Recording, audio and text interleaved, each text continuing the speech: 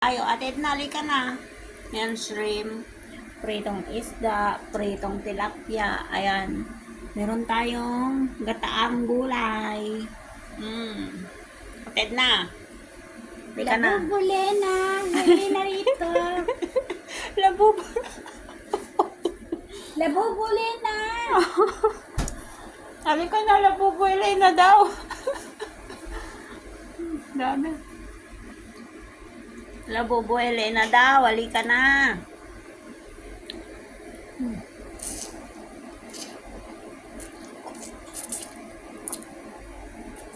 Okay din tong fresh.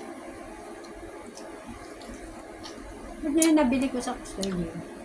Hindi siya okay. Pero tumatalon siya. Oo. Siguro 2 araw na yun na nabili. Ha? Kahit na natalon, kung ilang araw na siya,